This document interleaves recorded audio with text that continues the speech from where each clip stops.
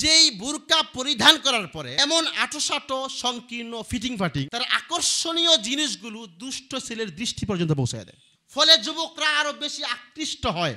আল্লাহর একাত্মবাদের কসম, এটা বুরকা নয়, এটা পরাজয় কথা, ল্যাংটা থাকা একই কথা। এই বুরকা আর নাইট ড্রেসের মধ্যে কোনো পার্থক্য নেই। আর আজকের স্বাস্থ্যবিজ্ঞান কি বলে? স্বাস্থ্যবিজ্ঞান বলে নারীরা যখন আঁটো সংকীর্ণ পোশাক পরিধান করে তাহলে তাদের মাংসপেশিতে অবশ ও দুর্বল হয়ে যায়। মাংসপেশি, খিঁচুনি বা স্নায়ুর চাপ সহ অনেক সমস্যা হইতে পারে।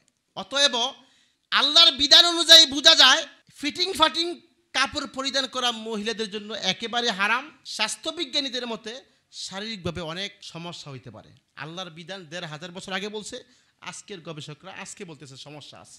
আমাদের মা বোনরা কেমন পোশাক পরিধান করবে আল্লাহ এটা কোরআনে বলছে, কিন্তু বর্তমানে আমাদের মা বোনরা এমন কিছু লাল, নীল, হলুদ কালারের বুরকা পরিধান করে, এমন আঁটো সংকীর্ণ ফিটিং ফাটিং, যেই বুরকা পরিধান করার পরে তার আকর্ষণীয় জিনিসগুলো দুষ্ট ছেলের দৃষ্টি পর্যন্ত পৌঁছায় দেয়, ফলে যুবকরা আরো বেশি আকৃষ্ট হয়। আপনি সামাজিকভাবে এটাকে বুরকা বলতে পারেন, আল্লাহর একাত্মবাদের কসম, এটা বুরকা নয়, এটা পরাজয় কথা, ল্যাংটা থাকা একই কথা। রাস্তায় যখন পাগলি ল্যাংটা হাঁটে তো দেখবেন মানুষ তাকায় না, আর এই বুরকা পরিধান করার পরে মানুষ আর তাকায়। কারণ কি? এটা বুরকা নয়। এই বুরকা আর নাইট ড্রেসের মধ্যে কোনো পার্থক্য নেই, কোনো পার্থক্য নেই।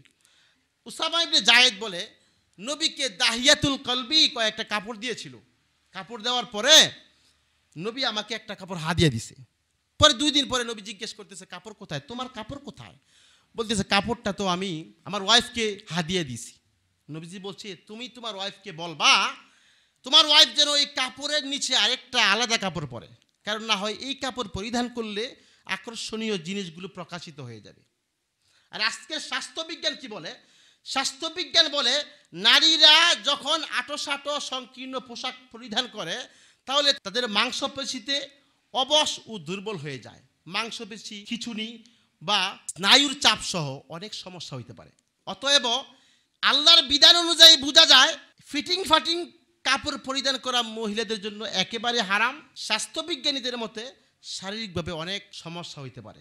আল্লাহর বিধান ১৫০০ বছর আগে বলছে, আজকের গবেষকরা আজকে বলতেছে সমস্যা আছে।